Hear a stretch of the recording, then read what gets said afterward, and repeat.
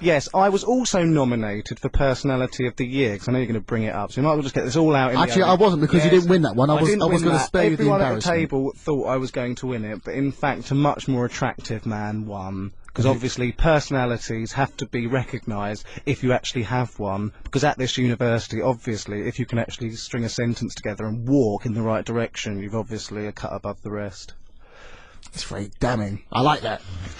Yes. Power to Simon. But it was. I actually enjoyed that night. I rarely enjoyed going out the house and leaving the house. It was like walking into a very odd Edward Albee play. We had Martha and George at one table, sort of decrying each other. We had this couple that had recently split up that had joined our table halfway through the proceedings, they were shouting at us. She was accusing me of being working class scum. Oh, she went straight from that into saying how lovely you were. Yeah, and she also insinuated that her boyfriend of several years was sleeping with the Swedish au pair.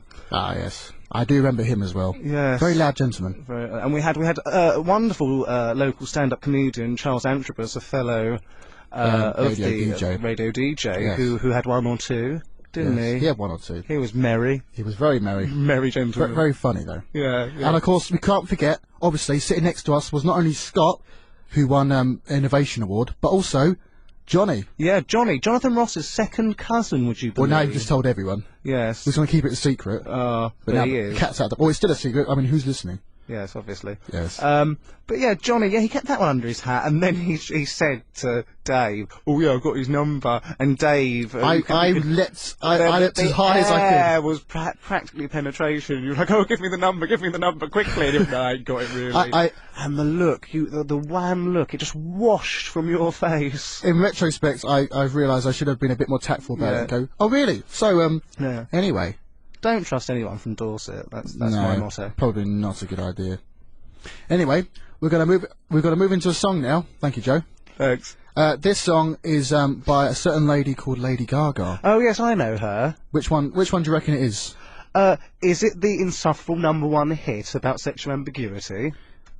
Actually, we could have if we planned this show and actually thought it through, we could have made a link to Johnny's second cousin, Jonathan Ross, who interviewed, Lady Gaga, despite the material, and she just sat there with a tea going, yeah, more nasally, like Joan Rivers on Speed. I'm just glad you didn't do that. Yeah, I know. Well, I think it would have made it more interesting if you'd come in dressed as Lady Gaga. I would have loved to, but I don't have can't look that cheap. Have you not got a stylised teacup? No, or diamonds on my glasses.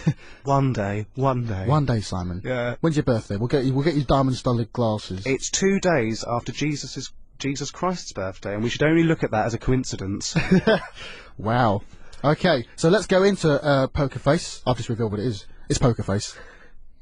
Have you got anything to say about it before we begin? The town will be awash with the scandal. I don't know. I've got nothing left to say ever again in my entire life. How much longer have we got? After this song, we've got about 10 minutes. Oh, good, yeah. Just Scott and Nero would be furious. Well, I hope you enjoyed the song. It is Lady Gaga, Poker Face.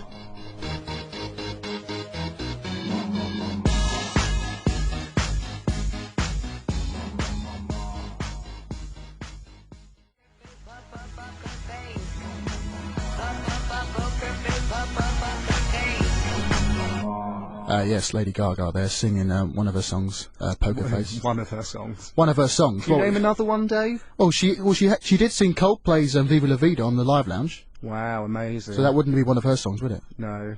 Well, wouldn't be one of Coldplay's either.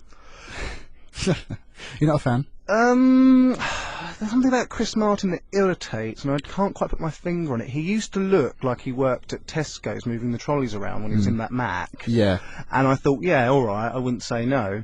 And then when he started putting the military jackets on, and doing that dance, like, you can't see the dance, but he does this. I can see the dance, yes. Sort of anaphylactic shock dance. Yes. And they all look so serious, and they're sort of, the video has been made like a mural that sort of slightly cracks. I mean, the illusion and symbolism is blatant. Well, yes, obviously. Quite obviously. Now, Simon, I'm going to ask you a big question now. Yes, oh. A big question. Huge, is it? If you could have any one thing in the world, what would you have? it would be. This goes quite against what I said earlier about my celibacy. No, you could still be celibate with this, what I'm going to prescribe. And that is the unconditional love of another, and I mean friendship and companionship and gender irrelevant. Someone who I could just be with, and when I mean be, actually be, rather than just be this, what you see or hear. Yeah. Yeah, it's quite succinct, really. I'm afraid. Well, that's not fine. usually as verbose. I think it's a very deep answer, but I think a lot of people would have that. I think it is a fundamental human need to be with someone. It's very easy to want material things, or even shallow things. Well, my mum got me a book for Christmas, and there was this beautiful line from a John Betjeman poem, which was all about someone you can just be with, totally at ease with, and it really smote to me. And the irony is, probably the closest person who is like that is my mother. How pathetic. Not pathetic at all, Simon. I don't know, you say it in 30 years' time and it's still the same. But you're not 49, are you? Well, I will be one day if I live. Yes, one day we'll all be 49 unless we're not. Yes. Okay. What an astute remark to the end of me bearing my soul. Yeah. And Barry, you did. Thank you, Simon. Thank you very much. It's all right. So, have you enjoyed Dr. Phil without the qualifications? Well, actually, I was going to say, yeah.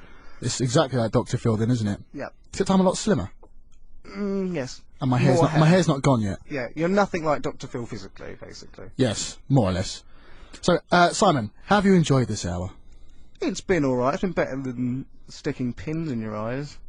Yeah. And I'm not going to ask you to write the review. Yeah, it's been people write reviews of this. No, I'm just saying if they do, I'm going to make sure yours isn't published. I think wait until I've done something similar, and then I can compare it, can't I? Yes. So. Well, will it help if I hand you 20 quid right now? No, I'm not. I can't be bought. You can't be bought. No. It's not what I heard. So, Simon. Just going to leave that one hanging there. That's on tape as well, because you're recording it for yourself. This could be. They could start.